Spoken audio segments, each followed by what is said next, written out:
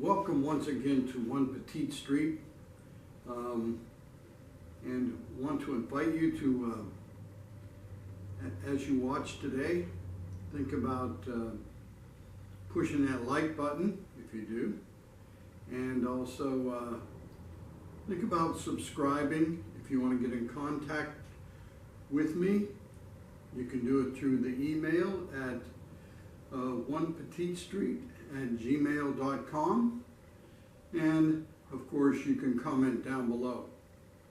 And it's so good to be back with you. We were at the beach for a while and were able to come home before the hurricane, fortunately. You saw the fireplace that I've made from the things at the beach. Today we're going to make another craft with the shells, and later on, after we do that and maybe look at the fireplaces that we have made, we got one more to make, but it's in process. We'll see what's in the box. Very good. So let's look at making a mirror with shells for the bathroom of our dollhouse. So what we have here are the resources we need to make our mirror with the shells around it. And we have one of these that we made big, a regular size one, at our place at the beach. But I thought it might be nice for one here in the dollhouse, and we're going to use it in the bathroom over top of the bathroom sink. And so we're going to zero in, but you can see you can pick up these mirrors at a hobby store, and they're about $2.50, and so you can use those resources. And the shells, these little tiny shells, let's kind of zoom in a little more on them, and you can see them in comparison to the size of a dime. So they're little tiny shells, and you can of course find them along the seashore. Just have to get down close and look, and we found a bunch of those.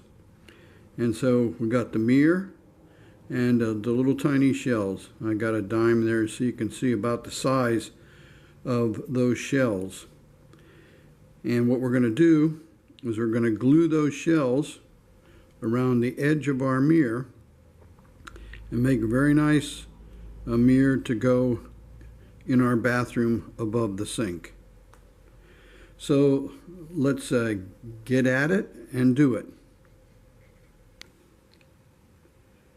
So here's our mirror, and as you can notice, we have the tiny little shells glued to the mirror, and we're going to be able to put that mirror up in the bathroom when the time comes. So it takes a pair of tweezers to do this job. They have a tendency to want to stick to your fingers, and of course if you have big fingers it even makes it more difficult. And so you probably need a pair of tweezers so you can get a hold of the shells and place them in the right place.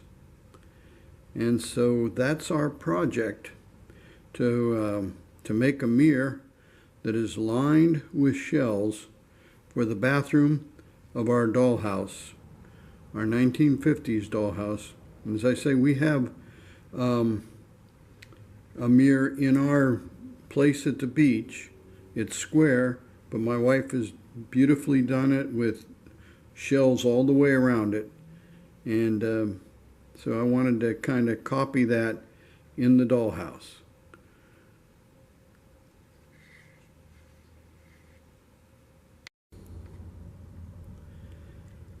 So before I close today, I wanted to show my fireplaces that I made. The one that I made down things down at the beach, and then the one out of clay, and of course the one in the middle is a store-bought. I do have one more that I plan to make out of native Texas sandstone, but I'm still working on that. So I hope you enjoyed the making of the little mirror for the bathroom in the dollhouse, and using the little tiny shells that we collected at the beach around the perimeter. And that's some craft that anyone do. Just pick up those little mirrors and go to the seashore and find them little tiny shells. As for what's in the box, well, it's going to be a little bit hard to explain, so I won't explain it too much. But what's in there is a funnel. We're not going to use this funnel as a funnel. So I ask you to tune in next time to see how we're going to use this funnel in something that I made for my grandson almost 10 years ago. And so you'll have an opportunity to see that. It, as I would say, is an unusual dollhouse.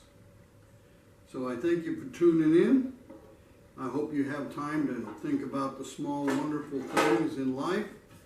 And we'll see you in about a week. Goodbye.